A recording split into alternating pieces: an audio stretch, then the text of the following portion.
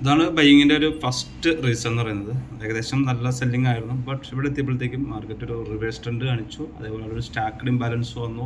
അതിനുശേഷം മാർക്കറ്റ് അവിടെ നിന്ന് നല്ല രീതിയിൽ റിവേഴ്സ് പോയിരുന്നു. നമുക്കൊരു 700 USD ആയിരുന്നു എനിക്ക് ബുൾനോക്സിൻ്റെ അക്കൗണ്ടിൽ ലൈവ് ആവാനായിട്ട് വേണ്ടിയിരുന്നത്. അപ്പോൾ ഇന്നിപ്പോൾ ഏകദേശം ആ ഒരു അക്കൗണ്ട് ലൈവിലേക്ക് എത്തിയിട്ടുണ്ട്. നമ്മൾ ഈ ഒരു റേഞ്ചിൽ നിന്നാണ് ബൈയിങ് എടുത്തത്. ബുൾനോക്സിൻ്റെ പെർഫോമൻസ് നോക്കിക്കഴിഞ്ഞ് കഴിഞ്ഞാൽ അത്യാവശ്യം കുഴപ്പമില്ലാത്തൊരു പെർഫോമൻസ് തന്നെയാണ്. 75% ഉണ്ട്.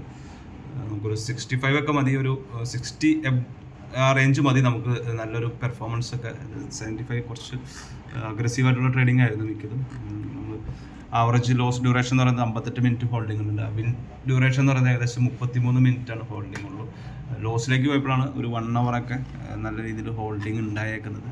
പിന്നെ ഇവിടെ നമുക്ക് എത്ര സെക്കൻഡ്സ് ഹോൾഡിംഗ് ഉണ്ടായി, 2 മിനിറ്റിന് സംഭവിച്ചപ്പോൾ എന്താ നടന്നത്, 5 മിനിറ്റിൽ ഇത് 100% വിന്നിങ് ആണ്. അങ്ങനെ ഓരോ അത്യാവശ്യം നല്ലൊരു ബാക്ക് ഓഫീസാണ് വരുന്നത്.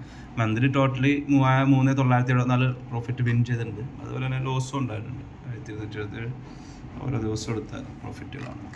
അതായത് ബുൾനോക്സിൻ്റെ അക്കൗണ്ടിൽ നിന്ന് പാസ്സായി. Total number of lots trade, most profitable day, loss Wednesday, എനിക്ക് തോന്നുന്നു ഇന്നലത്തെ ട്രേഡാണെന്ന് തോന്നുന്നു.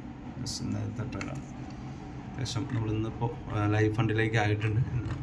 നാളത്തേക്ക് ഒരു ഈ end of the day update കഴിഞ്ഞ് കഴിഞ്ഞാൽ നമുക്ക് നാളെ ലൈവ് അക്കൗണ്ട് കിട്ടും. നോക്കിയിട്ട് ബുൾനോക്സിൻ്റെ ഞാൻ നോക്കിയിട്ട് അപ്ഡേറ്റ് ചെയ്യാം. പേ ഔട്ട് കാര്യങ്ങളെല്ലാം കിട്ടുകയാണെങ്കിൽ